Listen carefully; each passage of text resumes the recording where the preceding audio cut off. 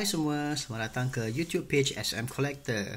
Untuk hari ini, saya nak buka cenderahati yang saya dapat daripada kawan saya yang pergi ke Jepun baru-baru ini.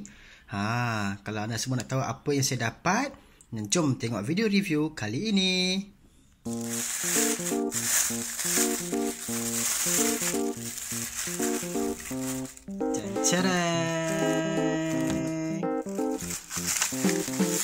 Kamen Rider. Yes, memang terbaik. Kawan saya telah membeli 2 figura Kamen Rider. Okey, di sebelah kanan dalam plastik ini adalah Kamen Rider Agito. Dan manakala di sebelah kiri ini, kita tak tahu Kamen Rider apa yang kita dapat. Tak apa, lepas ni kita akan buka dan tengok apa isi dalam kotak ni.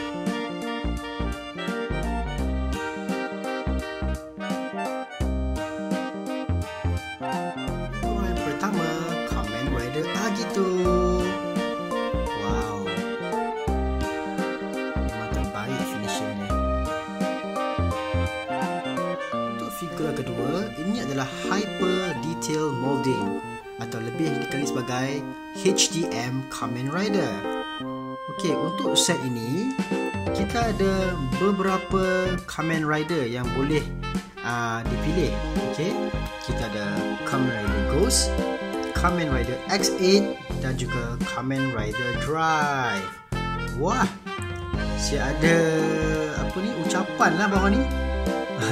To SM, all the best in your future. Jangan asyik main Kamen Rider. Aduh, from Aida Comel.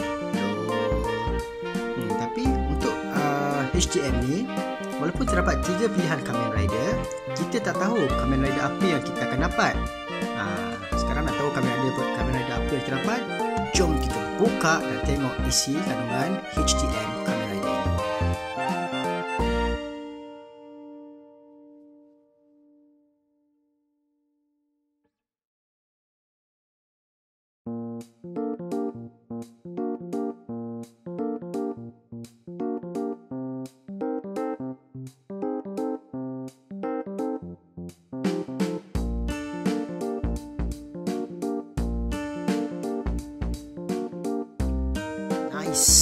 Saya telah mendapat Kamen Rider X8.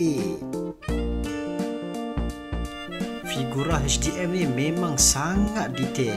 Kalau anda tengok dekat pun, tekstur dia timbul dan ada juga design yang berada di bahagian dalam tu, boleh katakan agak accurate lah. Tapi sayangnya belt tu tak berapa detail sangat. Bestnya siap dapat stand lagi untuk kasih figura ni berdiri.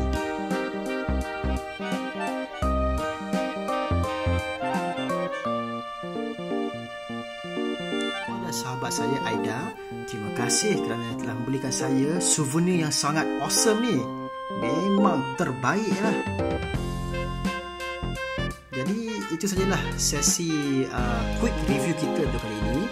Jika anda suka, jangan lupa like Facebook dan Instagram SM Collector dan juga subscribe YouTube page SM Collector. Sekian sahaja dari saya untuk kali ini. Bye.